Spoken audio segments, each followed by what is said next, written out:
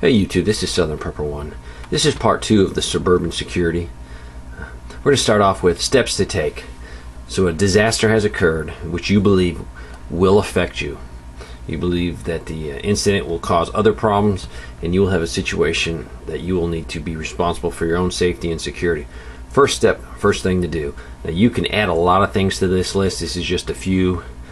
So everyone will have their own personal list of things to do and steps to take.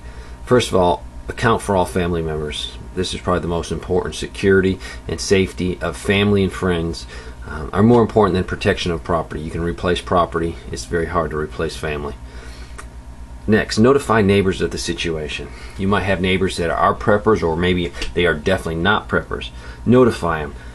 This will give them a heads up, so maybe they can do some simple things. They might not be able to start prepping, but they might be able to do some simple things to help alleviate the suffering they're going to have.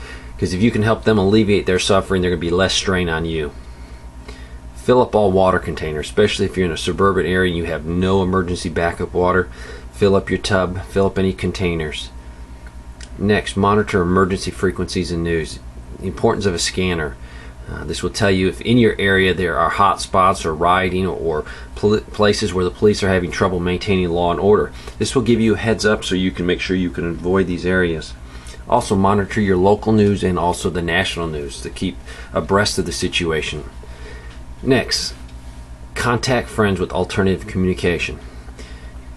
In our county, we have an alternative communication network set up with preppers. So we would activate this and make contact so we can spread information and messages, and also reassure others that we're going to be okay and that they're not alone. Next is ready personal protection devices. These could be firearms or non-lethal. You might live in an area where you can't have a firearm, so whatever you have, a baseball bat, whatever you have to protect yourself, get it out, get it ready. Just be very mindful that if you have any children, you don't leave a loaded weapon around or something that can endanger kids.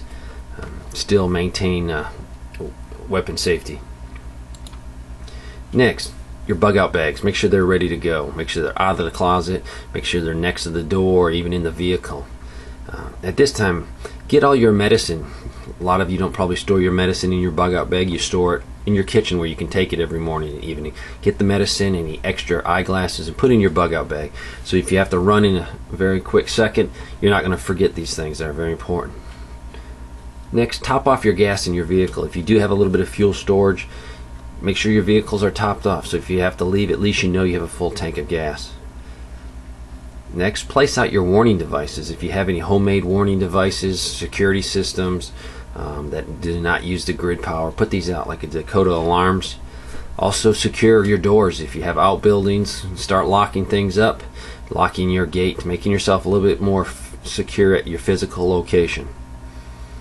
Next, take advantage of any grid power. If you're not where the actual catastrophe or problem is, you might still have the power grid. You don't know how long you will have it, so go ahead and do your laundry. If you got 2 loads of laundry sitting in the laundry basket, it's sure easier to throw it in the laundry machine than have to do it by hand after you lose power. Make any extra ice if you can. Run your dishwasher. Make sure all your dishes are clean. And charge any batteries. You might have rechargeable batteries. Get those on the charger and get them topped off. Organizing your neighborhood is probably the biggest thing, and you need to think about this before a problem occurs. Right now, a lot of people won't be interested in helping you as long as their personal safety and their property is not being threatened. They're not even thinking about this. But as soon as they realize that, hey, my life is threatened, my house is threatened, my family is threatened, what do I need to do? You gotta let them know that you can come up with a plan, so they can help you implement that plan. They're going to be looking for answers at this point. Come up with that plan. Walk your neighborhood. Figure out, how would I defend my neighborhood? Find out, just the more you walk your neighborhood, you're doing a few things. First of all, you're going to get healthier. And prepping, a lot of preppers don't take care of their bodies.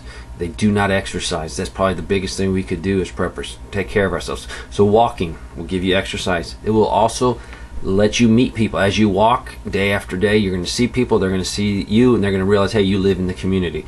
They might stop to talk with you. So this is going to build relationships.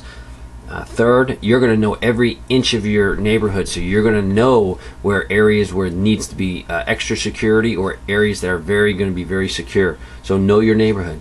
Survey your neighbors for their skills and talents. Look for people that are in law enforcement, military, doctors, dentists, anything in the medical field, where if you do have a problem where you do not have 911, you're going to have some of these people in your community that have experience, so they can step forward and help you. Even guys in construction, they can be used to barricade your neighborhood. Anybody really that has any skills can be helpful. It's going to take a whole community of different skills to survive a major catastrophe. Shut your neighborhood off. Shut it down. What you're going to do, a few things. First of all, if your neighborhood is secure, people in your neighborhood are going to feel more positive. Secondly, you're going to keep out the riffraff, the people that are looking to cause trouble or riot or take advantage of the situation. You don't want them in your community.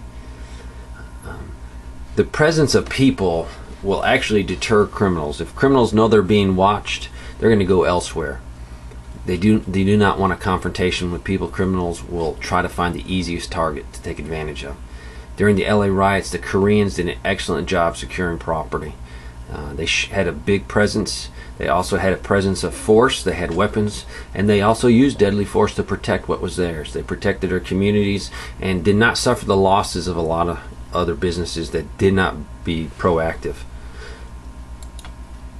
You loot, we shoot. It shows up at every time we have a hurricane or a disaster. Neighbors take care of neighbors. It's common sense, because if I can secure my neighborhood, guess what? I secure my house. So working together, it's much more efficient. In a major catastrophe, the communities that survive are the ones that are going to band together, organize, and secure their property and secure resources.